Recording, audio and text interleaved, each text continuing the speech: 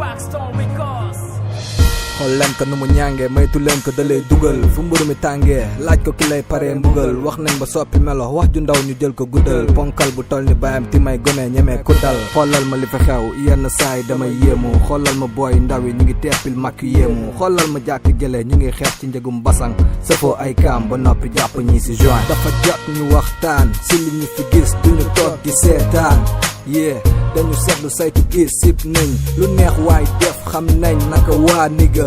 école de lutte yokku ñëpp ceene mooy loolu biteel yi gën di ful ñëpp ceene mooy loolu grève yi di gën di yokku ñëpp ceene mooy loolu car rapide doon fi mawti ñëpp ceene mooy loolu sa bopp nga bàyyi lu bon yow li la wax xam nga ko niga def lu baax la te lu waay ne def kon dëkk bi fu mu jëm laaj leen dem ñëpp a dox soppi sa gis-gis jéem a baax yow foog ne lañu gerte kenn si ñoom déggul te lu waay ne wax kon dëkk bi fu mu jëm fexe la jëli yekki Paxton déggul that's right respect dawatul ci nit ñi ak kiir zaman mujjug jamono ñëw na góor di toppandoo jigéen jigéen di toppandoo góor lépp ngir bëgg a bon ëllëg muy góor jigéen dëgg wi ñëpp lañ ci war a jëlee xoolal nañu humilier léegi kenn bëggatul bàyyi sa doom di traîner ci town bi waxatuma la koona bi na ci justice bi jug police wala gendarmerie kuñ ci jàpp képp kill influence nañu ñenn ñi ci seen ay jëfin yu bon wala bokk ci seen style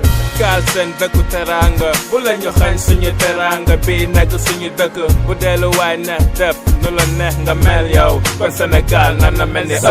sa bopp te bàyyi lu bon yow li la wax xam nga ko ni nga def lu baax la te lu waay neex def kon dëkk bi fu mu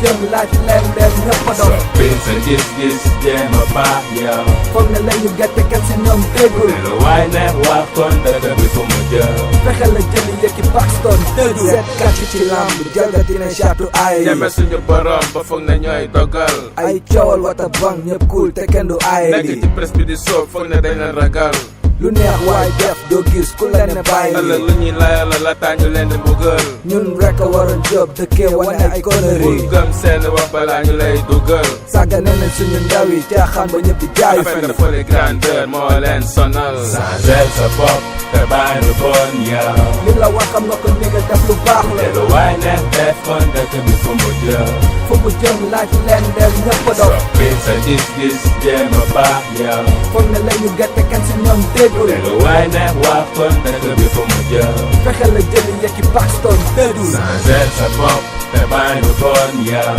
li la wax xam nga ko ni nga def lu baax la te lu waay neex def kon dëkk bi fu